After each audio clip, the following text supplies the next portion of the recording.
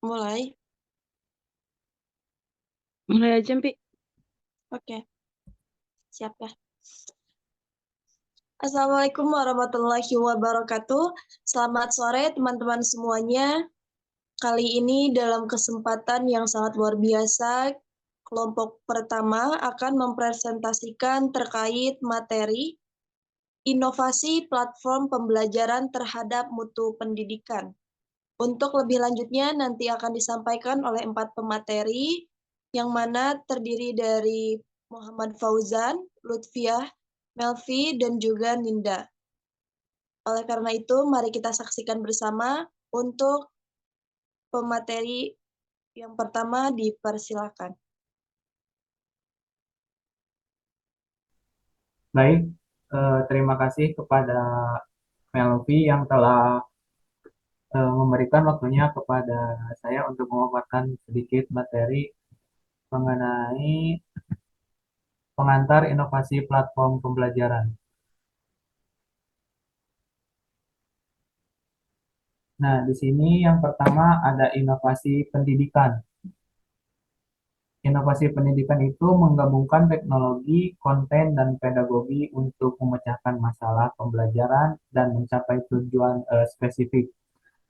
Nah, inovasi pendidikan melibatkan integrasi teknologi, konten, dan pedagogi ataupun strategi pengajaran untuk menciptakan solusi baru yang efektif dalam pembelajaran. Nah, inovasi ini bertujuan untuk memecahkan tantangan yang dihadapi oleh sistem pendidikan tradisional, seperti kurangnya akses atau metode pengajaran yang tidak relevan, serta untuk mencapai tujuan pendidikan yang lebih baik. Nah, kemudian yang kedua ada contoh strategi. Nah, di sini mengambil dua contoh strategi. Yang pertama dari negara Hungaria, yaitu menggunakan strategi NESIS atau National Education Sector Innovation System, yang menekankan pentingnya keterlibatan berbagai pihak dalam mengembangkan inovasi pendidikan. Yang kedua ada Singapura, yaitu mengadopsi pendidikan STEM atau Sains, Teknologi, Engineering, dan Matematik.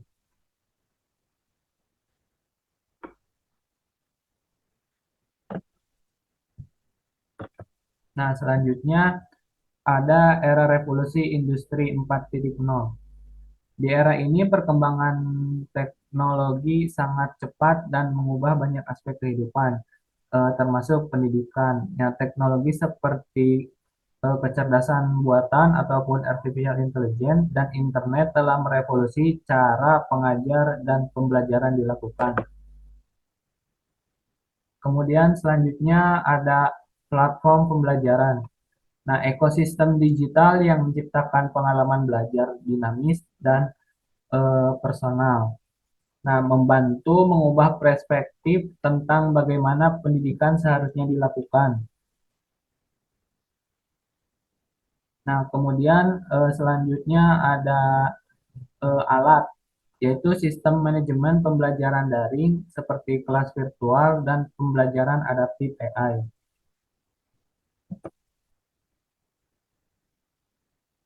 Nah, selanjutnya ada peran data.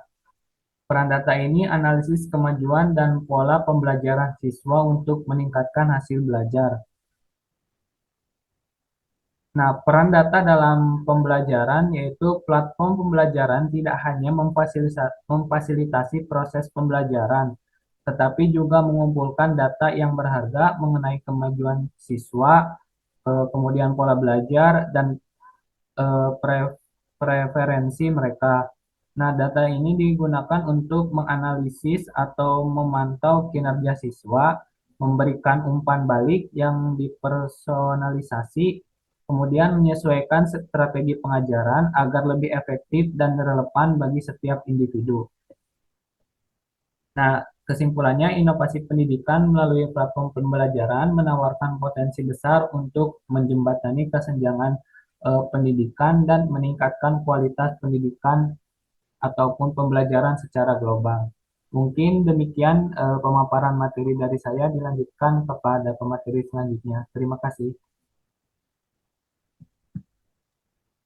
Baik, terima kasih banyak untuk penyampaiannya, Fauzan, terkait materi pengantar inovasi platform pembelajaran. Teman-teman, telah selesai pemateri pertama menyampaikan. Selanjutnya, mari kita menyimak terkait materi yang akan dibawakan oleh pemateri kedua, yaitu tantangan dalam implementasi media belajar. Baik, teman-teman, untuk materi kedua yaitu terkait tantangan dalam implementasi media belajar. Tidak dapat dipungkiri bahwasannya setiap inovasi pembelajaran tentu akan dihadapi dengan sebuah tantangan, termasuk juga dalam implementasi media belajar. Berikut adalah tantangannya. Yang pertama yaitu adanya kesenjangan akses digital. Meskipun dalam kemajuan teknologi telah memberikan manfaat yang besar, tapi masih terdapat kesenjangan akses yang signifikan antara mereka yang memiliki akses penuh terhadap teknologi dan mereka yang tidak memiliki akses teknologi tersebut. Dengan begitu, adanya kekurangan keterampilan digital ini di kalangan sebagian siswa dan juga guru dapat menjadi hambatan dalam adopsi dan penggunaan media pembelajaran secara efektif. Untuk selanjutnya yaitu keamanan data. Tentu saja dalam akses di digital, selanjutnya ada keamanan data yang saling berkaitan. Karena ini penting untuk memastikan bahwa informasi pribadi siswa dan penggunaan lain dilindungi secara memadai, termasuk informasi seperti nama, alamat, email, data identifikasi, dan riwayat studi.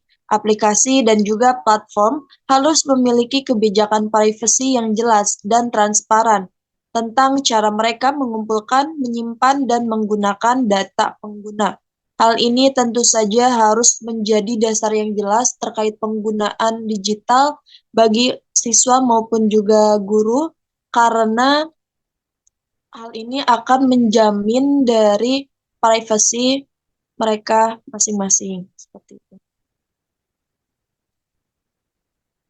Next. Nah, selanjutnya di sini ada kurangnya keterlibatan pengguna. Dari tantangan ini menjadi masalah yang dapat berdampak pada efektivitas pembelajaran digital, terutama dalam penggunaan aplikasi mobile learning. Mobile learning digital, terutama dalam penggunaan aplikasi mobile learning, platform pembelajaran online atau e-learning, dan penggunaan virtual dan juga augmented reality dalam pembelajaran. Keterlibatan pengguna dapat ditingkatkan dengan menyediakan konten yang disesuaikan dengan minat individu, tingkat pengetahuan, dan gaya belajar. Aplikasi dan platform pembelajaran dapat memanfaatkan teknologi seperti analisis data dan kecerdasan buatan untuk memberikan rekomendasi konten yang relevan dan menarik kepada setiap pengguna. Untuk mengatasi dari kekurangan tersebut, tentu saja tenaga pendidik harus pintar dalam menyediakan konten yang relevan dengan materi ataupun dengan minat dari siswa tersebut. Seperti itu.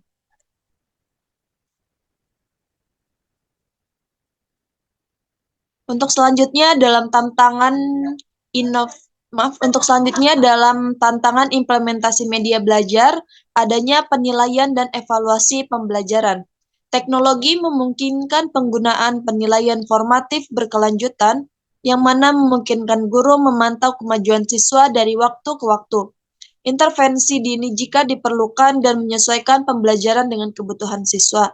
Aplikasi seluler dan platform pembelajaran online seringkali menyertakan fitur seperti pengoreksian tes atau tugas online secara otomatis, sehingga dapat menghemat waktu guru dan memberikan umpan balik cepat kepada siswa.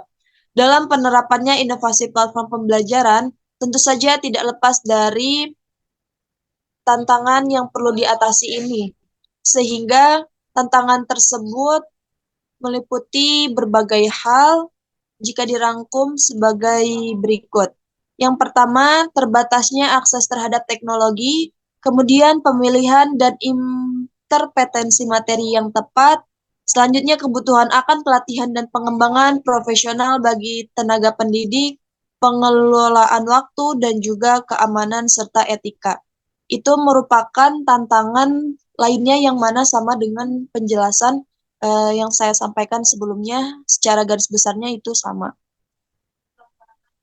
Baik, teman-teman, telah disampaikan pematerian kedua, yaitu terkait tantangan. Selanjutnya adalah penyampaian materi yang ketiga, akan disampaikan oleh pemateri berikutnya. Kepada Ninda, dipersilakan. Oke, bismillahirrahmanirrahim. Assalamualaikum warahmatullahi wabarakatuh. Terima kasih kepada moderator yang telah mempersilahkan saya untuk memaparkan materi mengenai dampak inovasi platform pembelajaran terhadap mutu pendidikan.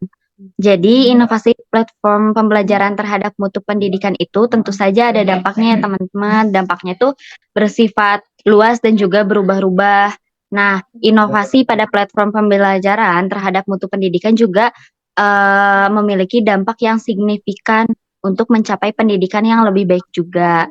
Nah, salah satu dampak utamanya itu adalah menjadikan pembelajaran berpusat kepada siswa yang dimana para siswanya akan terlibat lebih aktif pada saat pembelajaran.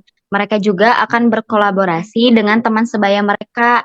Nah, dampak yang utama ini juga menjadikan peserta didik dapat mengembangkan kreativitasnya, terus dapat mengembangkan keterampilan berpikir kritisnya, serta dapat menjadikan peserta didik mampu dalam memecahkan masalahnya.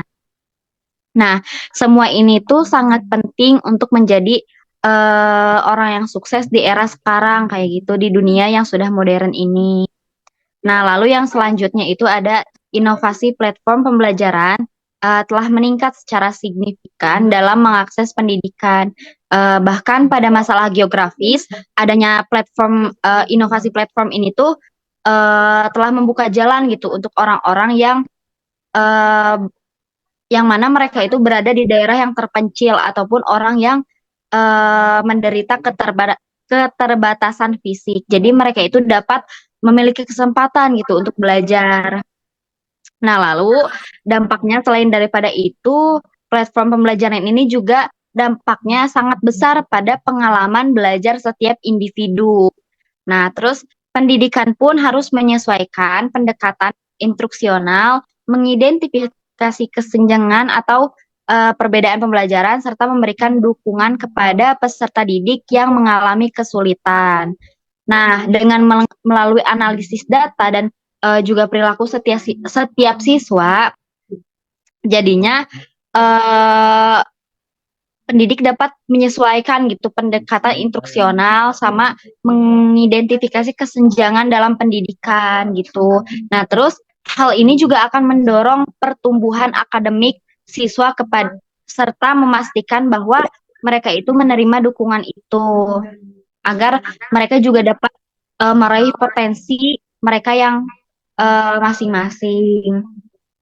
Nah, terus selanjutnya ada sifat yang interaktif dan juga kolaboratif pada platform ini tuh mendorong dan menjadikan siswa itu lebih berpartisipasi aktif gitu. Terus gabungan-gabungan dari elemen multimedianya, simulasi virtualnya, serta pengalaman belajar mereka yang gamifikasi menjadikan pembelajaran pada platform ini tuh lebih menyenangkan dan disukai oleh siswa gitu karena hal ini tuh akan lebih berkesan bagi mereka. Nah, lalu bagi para pendidik pun inovasi platform ini tuh dapat membantu para guru atau para pendidik itu untuk mengeksplor berbagai strategi pengajaran gitu. Dan mereka juga dapat memperluas kesempatan mengembangkan profesional mereka gitu. Terus yang selanjutnya ada dampak inovasi platform pembelajaran itu telah melebihi ruang kelas gitu. Jadi inovasi ini tuh telah tentu mempersiapkan siswa untuk berhasil di era digital ini. Karena melalui teknologi ini kita itu sudah mempersiapkan gitu dalam keterampilan pada abad 21 ini, yang mana abad 21 ini tuh sangat penting di zaman sekarang. Nah, terus selain daripada dampak-dampak yang tadi yang sudah disebutkan, ada lagi dampak positif mengenai inovasi platform ini, yang telah memberikan fasilitas pendekatan pengambilan keputusan yang lebih komprehensif dan berbasis data. Nah, selain dampak yang tadi di atas disebutkan, ada lagi beberapa dampak yang positifnya. Yang pertama itu peningkatan kualitas pembelajaran. Boleh digeser ininya, PowerPoint-nya. Nah, yang pertama itu peningkatan kualitas pembelajaran. Nah, jadi pembelajaran itu akan lebih efektif, interaktif, dan juga relevan dengan menggunakan teknologi.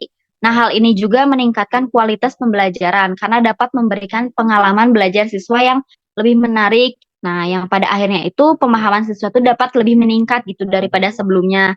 Nah, terus yang kedua itu ada peningkatan hasil belajar. Nah, maksudnya peningkatan hasil belajar pada siswa adalah salah satu dampak positif dari inovasi pendidikan ini. Ini itu dikarenakan pemanfaatan teknologi dapat meningkatkan pemahaman, keterampilan, dan juga prestasi siswa dalam bidang akademik. Karena melalui teknologi, metode pengajaran itu akan lebih inovatif, adaptif, dan juga interaktif. Nah, lalu yang ketiga ada keterlibatan dan motivasi siswa. Jadi pada dampak ini tuh siswa akan lebih terlibat gitu karena inovasi ini tuh melibatkan pendekatan pembelajaran yang aktif, kolaboratif, dan juga berbasis masalah. Oleh karena itu si siswanya itu akan lebih termotivasi gitu untuk belajarnya. Terus antusiasme mereka itu dalam belajar itu akan lebih meningkat berbeda dengan sebelumnya. Kreativitas mereka tuh akan lebih berkembang gitu. Nah, terus yang keempat itu ada pengembangan keterampilan abad ke-21.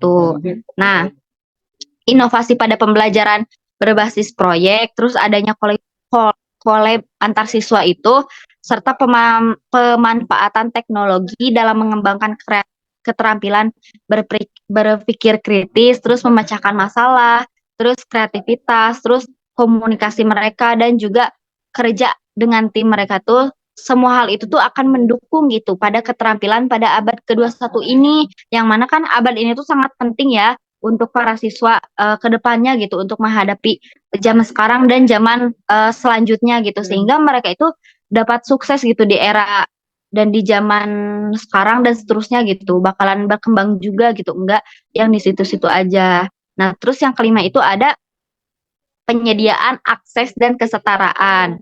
Nah, maksudnya inovasi platform pendidikan ini tuh akan meningkatkan kesetaraan dan akses pada pendidikan. Nah, maksudnya itu di daerah terpencil, terus di daerah yang mungkin tidak terjangkau, terus di pedalaman gitu-gitu tuh melalui pembelajaran jarak jauh kayak online kayak gitu tuh eh, bakal bisa terjangkau gitu dengan melalui inovasi platform ini sehingga kesenjangan dalam pendidikan pun akan berkurang. Terus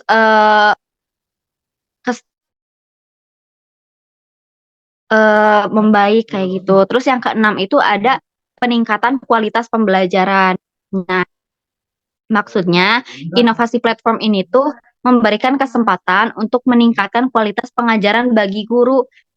Karena dengan begitu tuh guru tuh dapat mengembangkan keterampilan yang baru gitu. Terus yang terakhir itu ada pengembangan lulusan yang siap kerja. Nah, ini tuh maksudnya inovasi pendidikan itu kan udah memperkuat pada keterampilan dan juga kompetensi siswa. Jadi keterampilan, kompetensi siswa tuh sudah diperkuat gitu dari inovasi pendidikan ini. Makanya mereka-mereka atau siswa-siswa yang sudah mempunyai keterampilan dan potensi ini tuh akan lebih siap gitu di dalam dunia kerjanya nanti. Jadi akan menghasilkan lulusan terbaik yang sudah siap untuk bekerja seperti itu. Mungkin dari saya mengenai dampak inovasi platform pembelajaran terhadap mutu pendidikan. Selanjutnya saya kembalikan kepada moderator. Terima kasih. Wassalamualaikum warahmatullahi wabarakatuh. Waalaikumsalam warahmatullahi wabarakatuh. Baik, terima kasih banyak kepada Minda untuk penyampaian materi yang ketiga. Selanjutnya adalah materi yang terakhir atau yang keempat akan disampaikan oleh rekan kita Via. Kepada Via dipersilakan.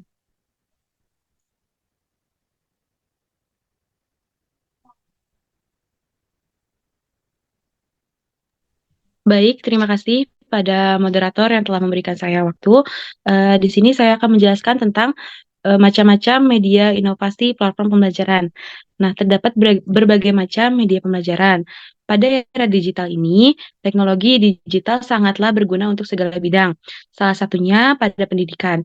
Berkembangnya teknologi digital ini digunakan sebagai media pembelajaran alternatif yang dapat digunakan sesuai dengan kebiasaan dan lingkungan para peserta didik. Berikut ini adalah macam-macam media inovasi platform pembelajaran. Yang pertama, ada YouTube. YouTube dapat digunakan sebagai media pembelajaran yang dapat digunakan untuk mengembangkan kreativitas peserta didik di era digital ini. YouTube merupakan salah satu platform digital yang banyak digemari oleh para peserta didik pada era digital ini. Banyaknya video pembelajaran yang dapat ditemukan akan memudahkan peserta didik untuk belajar. Yang kedua itu ada e-learning. E-learning merupakan kepanjangan dari electronic learning atau dapat diartikan juga dengan pembelajaran elektronik. Nah, e-learning ini merupakan salah satu platform yang menawarkan pembelajaran secara online. Jadi, siswa tidak perlu datang ke sekolah untuk mengakses e-learning ini. Cukup dengan menggunakan ponsel di rumah saja dapat mengakses e-learning ini. Nah, selanjutnya itu ada open search. Open search mungkin saja sudah sangat umum digunakan saat pandemi COVID-19 kemarin oleh para guru. Open search sendiri merupakan sebuah platform online yang dapat dengan mudah diakses oleh banyak orang dan mudah digunakan gitu. Nah, yang platform terakhir itu ada podcast. Nah, podcast ini merupakan sebuah media digital yang dapat menyajikan sebuah rekaman suara. Dengan rekaman suara ini dapat didengarkan oleh banyak khalayak umum. Dengan podcast ini, guru dapat merekam materi pembelajaran yang akan disampaikan pada hari itu. Nah, mungkin sekian presentasi yang dapat saya sampaikan. Kurang lebih mohon maaf, saya kembalikan kepada moderator.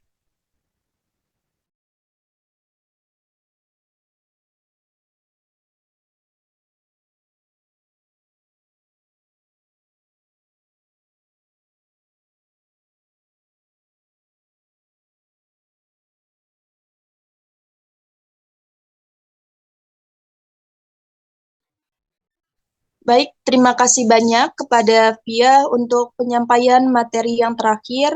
Teman-teman, alhamdulillah sudah selesai pematerian baik dari pemateri pertama maupun dari pemateri yang terakhir. Apabila ada pertanyaan atau hal yang ingin disampaikan terkait penyampaian materi dari kami, silakan untuk menghubungi kami. Terima kasih banyak, semoga menjadi ilmu yang bermanfaat dan berkah. Wassalamualaikum warahmatullahi wabarakatuh. Waalaikumsalam warahmatullahi wabarakatuh.